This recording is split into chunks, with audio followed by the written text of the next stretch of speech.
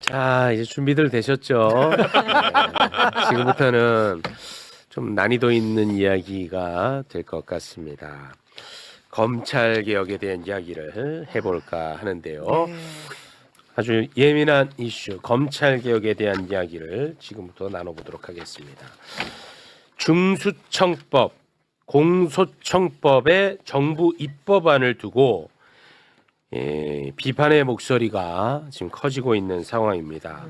수사와 기소를 분리하자는 것이 검찰 개혁의 핵심인데 정부의 입법안을 봤더니 공소청은 기존의 검찰청과 거의 흡사하고 그리고 중수청의 상위기관으로 두고 중수청은 또 수사의 범위가 너무 넓혀놨더라.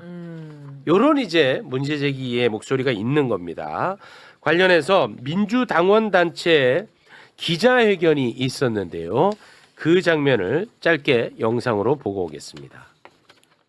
7개의 더불어민주당 당원단체는 검사들로 구성된 검찰개혁 TF가 만든 검찰안을 폐기할 것을 강력히 촉구합니다. 검찰의 오랜 염원이었던 대검 중수청이 구현되는 법안이며 현 수사권보다도 광범위한 보안 수사권을 검찰에 주는 법안이라는 것입니다. 대통령이 바뀌면 검찰의 수사권이 부활되는 현재의 정부 법안은 매우 위험한 법안입니다. 민주당 지도부에 간곡히 요청드립니다. 지금 법사위에서 법안 심사하고 있는 2차 정부 수정안은 정부안이 아니라 사실상 검찰안입니다. 정부에서 낸 안이라고 무비판적으로 수용하지 말아 주십시오. 국민 주권으로 명령하건대 검찰과 야합했다고 판단할 수밖에 없는 누더기 검찰개혁 정부안은 지금 당장 철폐하라.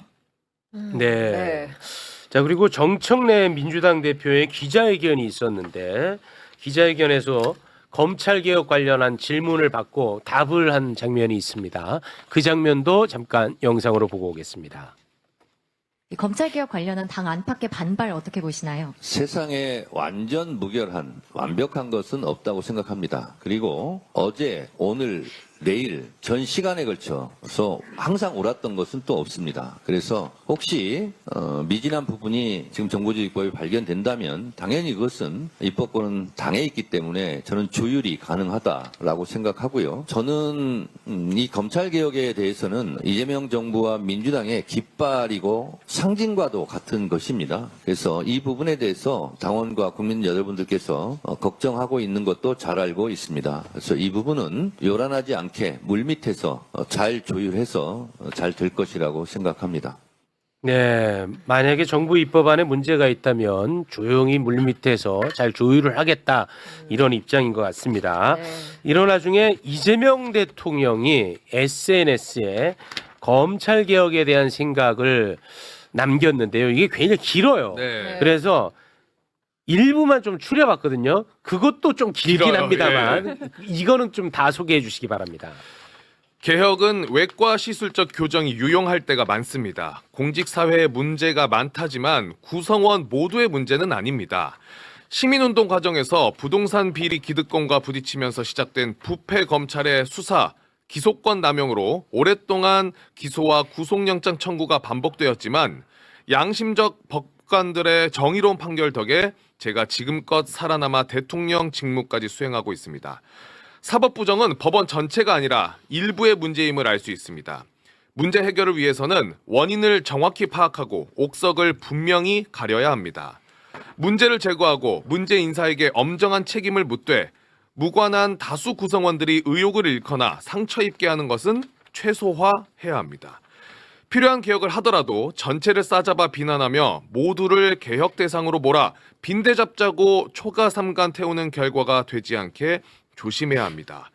검찰 개혁이든 노동 경제 개혁이든 언론 개혁이든 법원 개혁이든 그 무슨 개혁이든 그래야 한다는 게 제 생각입니다.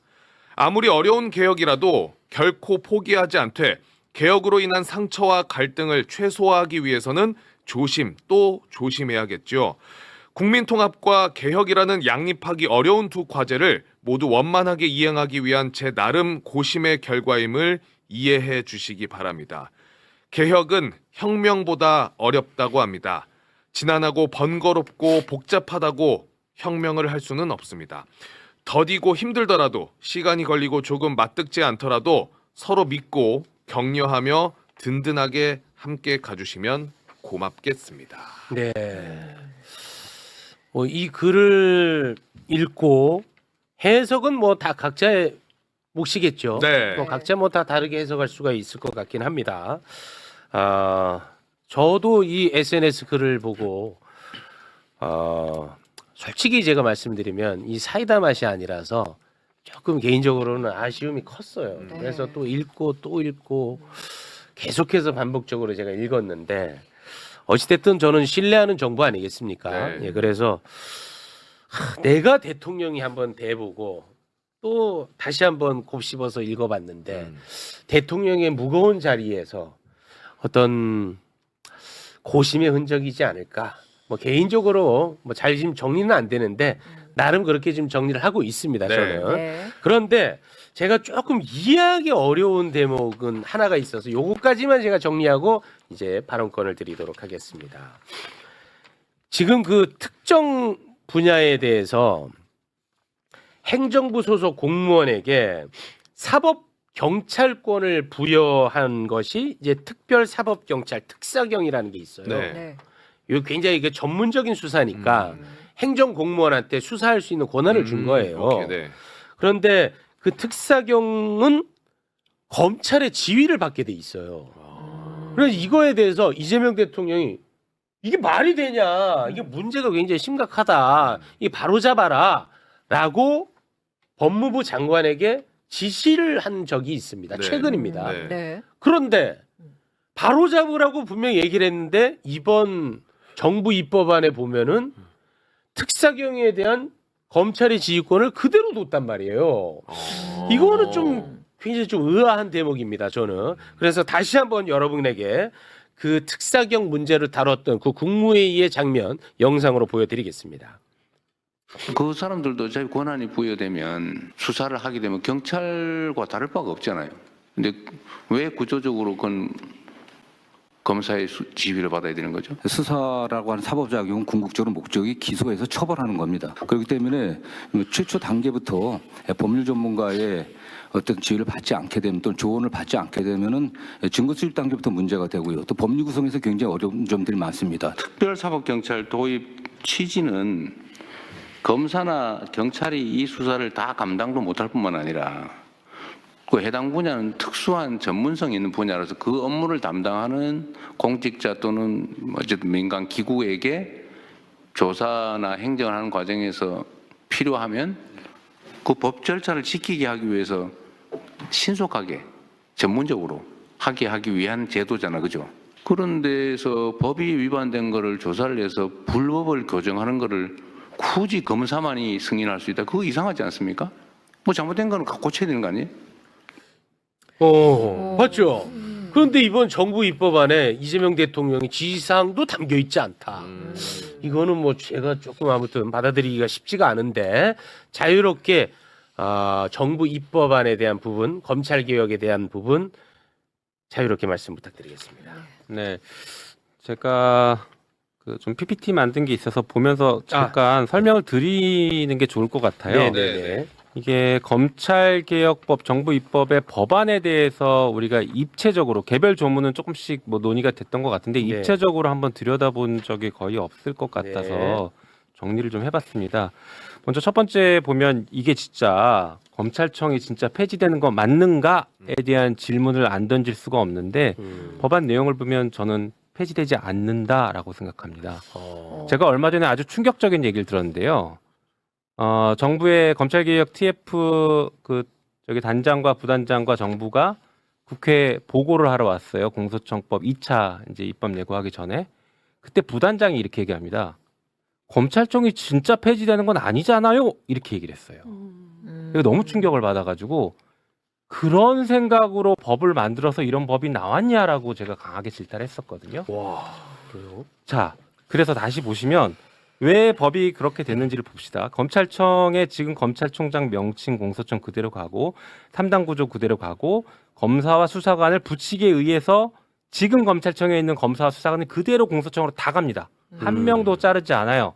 그러다 보니까 예를 들어서 네. 어미준 어. 이 사람이 공소청 검사로 그대로 아무런 제한 없이 가는 거 우리 동의 못하지 않습니까? 저는 못합니다. 개인적으로. 네. 그리고 우리 진행자님 좋아하시는 박상용 검사. 이 사람은 우리가 그대로 공소청으로 보낸다. 아무런 제한 없이 이 용납 못하거든요. 그건 용납이 안 되죠. 그러니까요. 그래서 이런 부분이 그대로 있기 때문에 검찰청의 인력과 권한이 그대로 공소청으로 넘어갑니다. 보안 수사권, 신분 보장, 법무부 겸직 문제, 특사경 조금 전에 말씀하셨던 특사경 지휘 감독 문제. 그런데 더 중요한 건 권한이 늘어납니다. 밑에 이제 전권 송치라는 게 있고 그 위에 영장 청구에 대한 지휘권인데 지금 현재 형사소송법상은 영장의 집행에 대한 지휘를 검사가 할 수 있게는 돼 있어요. 집행을 할 때는. 근데 영장을 청구할 때에는 그거는 수사기관이 알아서 하는 거예요. 그렇죠. 그런데 그 영장 청구도 지휘하겠다라고 공소청법에 들어있어요. 아, 그래요? 잘 보시면 영장 청구 점 집행 지휘 이렇게 돼 있어요. 와. 그러니까 청구도 지휘하겠다는 것은 경찰의 강제 수사를 검사들이 다 지휘하겠다는 겁니다. 영장 청구, 압수수색부터 구속영장, 체포영장 이런 것들을 다 청구 단계에서부터 지휘하겠다. 그러니까 예를 들면은 야 그거 영장을 청구해, 그거 영장 청구하지 마. 이런 것을 다 가능케 했다는 거예요? 그렇죠. 그걸 지휘하겠다고 지금 법에 넣어놨죠. 그러니까 경찰이 근데 저희가 봤을 때는 이거는 영장까지는 칠 필요 없을 것 같습니다라고 해도 아니야 그건 영장 청구해 하면은 해야 된다는 거죠. 그렇죠. 지휘하도록 돼 있으니까. 그래요? 그리고 말씀드린 것처럼 사건에 대한 전권 송치 이건 조금 이따 더 말씀드리고요. 네. 다음 페이지 보시면 그러다 보니까 현재 검찰보다 더 강력한 공소청이 나오는 거예요. 이제 지금 경찰이 수사하거나 중수청이 수사하는 것들을 전부 다 기소건 불기소건 전부 다 검찰로 공소청으로 송치한 다음에 그 중에서 문제가 있거나 자기들이 마음에 안 들거나 또 혹은 수사하고 싶은 것은 보안 수사라는 것을 이유로 직접 수사를 하겠다. 지금 보안 수사권 달라는 거 아닙니까? 네. 이 두 가지를 다 가져가면 지금 검찰보다 공소청이 훨씬 강력해집니다. 네, 이런 문제가 있죠. 그 다음에 다음 페이지 보여주시면 이제 공소청이 그러면 수사권을 가질 수 있냐 없냐의 문제예요. 지금 보안 수사권 논의를 6월 달에 하겠다라고 하니까 아직 결정 안 된 것 같지만 현재 법에 의해도 우회적으로 수사권이 확보가 돼 있습니다. 세 가지인데요. 네. 첫 번째가 공소청법에 보면 다른 법령에 따라 검사의 직무를 정할 수 있게 돼 있습니다. 아. 이거 무슨 얘기냐? 법령은 법과 대통령령을 말하는데 네. 그냥 대통령령 직제 규정에 검사는 수사할 수 있다. 혹은 검사는 경찰에 대한 수사할 수 있다. 뭐 이런 것들을 집어넣으면 네. 수사권이 생기는 겁니다. 네, 직접 네. 수사권이. 이게 첫 번째고요. 두 번째가 중수청과의 결합 관계로 사실상 중수청을 하부 조직으로 두면서 수사를 할 수 있습니다. 지금 보시면 중수청이 사건을 입건하면 검사에게 모두 다 통보하게 돼 있고 그 다음에 중수청은 경찰한테 야 사건 이첩해 우리가 수사할 거야라고 먼저 받을 수 있지 않습니까? 게다가 검사가 중수청 수사관들에게 이런 건은 입건해야 돼라고 입건 요구를 할 수가 있습니다. 그리고 수사 중간중간에도 검사가 중수청 수사관에게 아주 광범위한 의견 개진을 할 수 있어요. 다 얘기할 수 있습니다. 아까 그리고 영장 청구에 대한 지휘도 할 수 있다고 했잖아요. 네. 이런 것들을 다 가지고 있고 또 전권 송치, 중수청이 수사하는 모든 사건을 전권 송치를 받아서 처리하려고 합니다. 이 전권 송치는 제가 하는 얘기가 아니라 법무부 장관이 계속 얘기하고 있는 거예요. 법무부 장관은 뭐라고 하냐면 수사기소 분리는 수사를 개시한 기관이 수사를 종결하지 못하게 하는 것이다. 이상하죠? 한 기관이 수사와 기소를 같이 못하게 하는 게 수사기소 분리인데 네. 그게 아니라 수사를 개시한 기관이 수사를 종결하지 못하게 한다라고 독특한 주장을 하세요. 이건 뭐냐면 정권 송치해라 라는 얘기거든요. 자, 정권 송치가 혹시 뭔지를 아시나요? 전체 다 올려라. 그렇죠. 맞잖아요. 그러니까 그 수사기관에서 수사를 해가지고 됐어. 무혐의 처분을 하든 기소 의견으로 송치를 하든 뭐 두 가지가 있을 거 아니에요? 그 무혐의 처분을 한 사건조차도 무혐의도 그걸 갖고 가겠다는 거야. 그렇죠. 예. 그러니까 경찰의 수사 종결권이 지금 이제 인정이 되고 있는데 그 종결권을 없애겠다, 뺏어가겠다는 거예요. 수사에 관련된 아주 강력한 통제권을 검사들이 가져가겠다는 얘기입니다. 이게. 네. 그러니까 무혐의 된 것도 다시 한번 보겠다 우리가 가져갈 갖고 수 있는 거예요. 그 와서. 사건을. 네. 네. 자, 그다음에 세 번째가 조금 전에 나왔던 특별사법경찰관리를 지휘 감독하기 때문에 사실상 수사를 진행할 수 있죠. 이 특사경 중에 가장 대표적인 게 금감원 직원들입니다. 그러니까 그 경제범죄 사건을 검사가 금감원 직원들을 통해서 지휘해서 사실상 직접 수사에 가깝게 할 수 있는 것이죠. 이 세 가지 방식들 때문에 공소청이 우회적인 수사권 확보가 가능한 것입니다. 아, 지금 뭐 보안 수사권 존치 여부에 대해서 아주 시끄럽게 이 논의가 되고 있는데 그 단계까지 가기 전 지금 현재 이 입법안대로 하더라도 사실상 수사권은 남아 있다. 그렇죠. 예. 그리고 아까 말씀드린 것처럼 그 인력 전체를 그대로 다 검찰에 있는 인력을 그대로 중수청으로 간다라고 했지 않습니까? 이게 부칙 6조인데 이 규정에 의해서 사실상 수사권을 그대로 가져가겠다는 걸 이미 의사를 표출한 거예요, 이것은. 네. 그래서 이런 내용들을 종합해서 보면은 일단 이번에 공소청법과 중수청법을 만들 때의 입법 정신이 네. 이 법에 흐르는 입법 정신이 검찰의 수사 기소를 분리하겠다라는 데 방점이 있는 게 아니라 경찰을 통제하겠다라는 것에 방점이 찍혀 있습니다. 경찰을 통제하는 예, 게 어떤 경찰 수사에 대한 통제를 그러니까 우리가 수사 기소 분리하면 경찰이 비대화되는데 이걸 어떻게 할 거냐라는 문제 제기가 많았지 않습니까? 맞습니다. 네. 그러니까 방점이 그쪽으로 간 거예요. 아, 수사 기소 분리하면 경찰이 비대화니까 경찰을 어떻게 통제할 것인가의 관점을 가지고 이 법을 만들다 보니까 과도한 통제 장치들이 많이 들어갔다는 겁니다. 그렇게 되다 보니 무슨 문제가 또 발생하냐면 검찰의 기존 기득권을 유지해 주는 것과 또는 권한을 강화시켜 주는 법으로 탈바꿈이 된 것이죠. 아. 자, 그다음 페이지 보시면 수사기관 상호관계인데 조금 전에 말씀드린 것처럼 공소청이 여러 가지 법에 의한 권한 때문에 중수청을 사실상 상위기관으로서 지휘 감독하는 구조로 짜여집니다. 그리고 그 밑에 국수본이 놓이고 수사기관들이 검사들을 중심으로 공소청을 중심으로 저런 수직 구조가 꾸려질 가능성이 매우 높습니다. 그리고 그다음 보면 이게 사실 또 아주 그동안 드러나지 않았던 매우 심각하고 중요한 문제인데요. 공소청 공무원에 대해서 경찰의 수사권이 박탈됩니다. 이 법에 따르면. 공소청 이게 무슨 얘기냐면요. 네. 지금으로 비교해 보면 검사가 잘못하면 검사가 잘못 공수처가 수사하지 않습니까? 그렇죠. 그런데 공수처 수사 범위는 제한적입니다. 뭐 뇌물이나 직권남용이나 이런 것들. 근데 검사가 만약에 성범죄를 저질렀다라면 경찰이 수사합니다.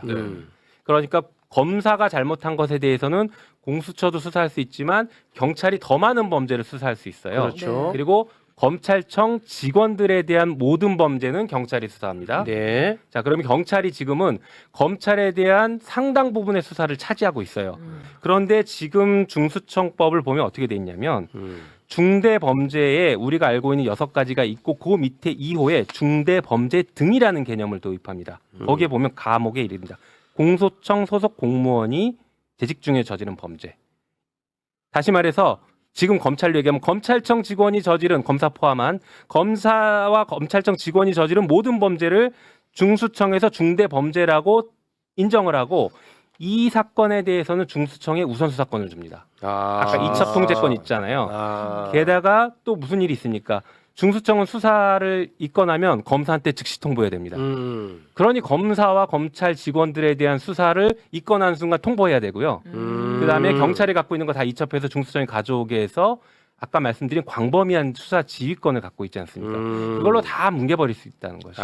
그러니까 견제가 안 되는 거예요. 검찰에 대한 수사는 검찰과 가장 이해관계가 적은 곳에서 수사해야 완전히 그냥 다 털 수 있지 않겠습니까? 네. 근데 중수청은 사실상 공소청 하위 기관처럼 만들어 놓고 여기에서만 공소청 검사를 수사하게 하니 이게 제대로 수사가 되겠냐? 매우 그렇죠. 합리적 의심이네. 그렇죠. 그동안에는 경찰이 할 수 있게 했는데 경찰의 수사권을 박탈시켰다는 게 문제입니다. 그 문제네. 문제죠. 그래서 우선 수사권을 주지 말자라고 그렇게 저희가 주장을 했던 겁니다. 어쨌든 그다음 마지막 페이지인데 한번 볼까요? 지금 검사가 법무부를 장악하고 있습니다. 잘 아시는 것처럼 문재인 정부 때 탈검찰화, 법무부 탈검찰화 그렇게 했었는데 그게 잘 안 됐죠.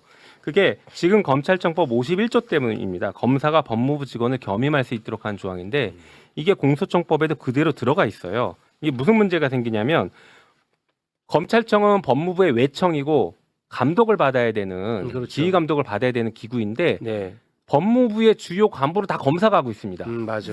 그러니까 거꾸로 법무부는 검찰의 외청이다 이런 얘기가 우스갯소리가 나올 정도로 주객이 전도된 거죠. 네네네. 실제로 검찰청의 인사와 예산을 담당하는 데가 법무부 기조실과 법무부 검찰국인데 실장국장이 다 검사예요. 현직 검사.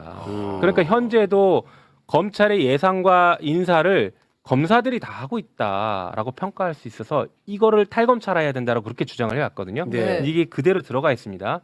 더 심각한 거는 행안부도 검사들이 장악할 수 있는 길을 열어놨어요. 그 밑에인데요.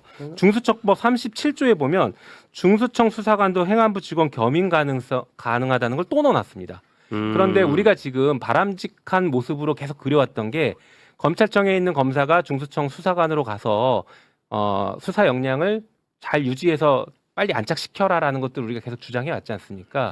그건 지금도 유효한 얘기긴 한데 이 길을 열어놓으면 중수청으로 간 검사들이 행안부로 가서 행안부를 장악하는 시도를 하는 길이 법률상 길이 열려 버리는 겁니다.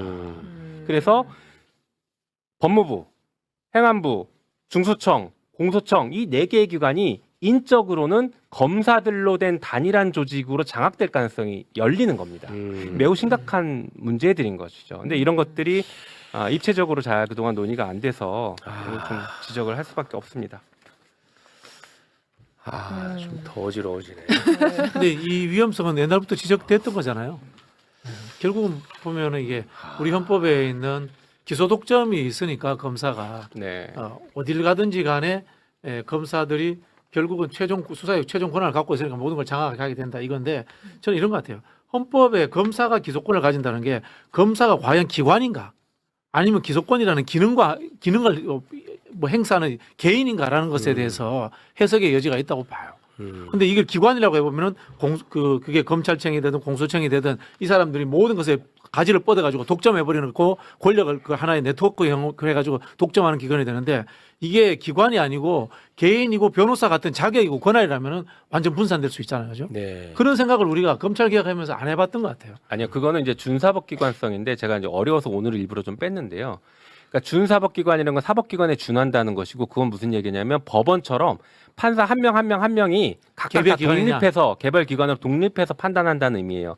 그래서 이 판사에게 누군가 상급자가 야 판결 이렇게 해라고 하면 직권남용. 지금 양승태가 재판받고 있는 게 그거거든요. 재판에 개입했다. 네네.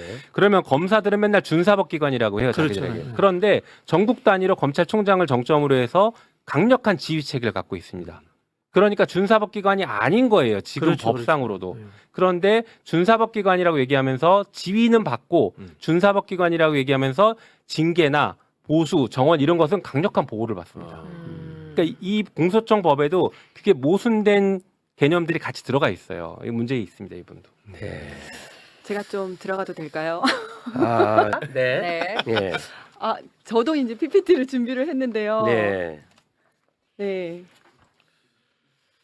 네, 뭐 어떤 네, 거부터? 저 표입니다. 요거, 그래서 예. 방금 청법 말씀하신 거를 조금 쟁점. 정리했다고 볼 수가 있는데 네. 제가 이제 김용민 의원님에 대한 좀 변명일 수도 있는데 강성이다 이런 말씀을 하시잖아요. 네. 우리는 원칙주의자다라고 얘기를 하는데 네. 저기 표에서 보시면 아시다시피 모든 다 나머지 분들은 생각이 다 비슷합니다. 김용민 의원안이 작년에 나온 거죠. 근데 이제 21대 때도 발의를 했었고 22대 때도 발의를 하셨고요. 민주당 검찰개혁 특위안도 입장이 거의 똑같습니다. 근데 저 특위안이 작년에 나왔습니다마는 저기에 참여하신 분들은 2005년부터 한 20년간 계속 검찰 개혁을 이제 고민하고 계속해서 법안을 만들어 오셨던 분들이고요. 네. 조국혁신당 수정 대안도 비슷하고 민변이나 참여연대 등에서 낸 안도 거의 비슷합니다. 네네. 근데 이제 총리실 산하의 범정부 TF에서 나온 안들이 이제 조금 그것과는 결이 다른 저렇게 보면 X자가 쫙 나와 있는데요.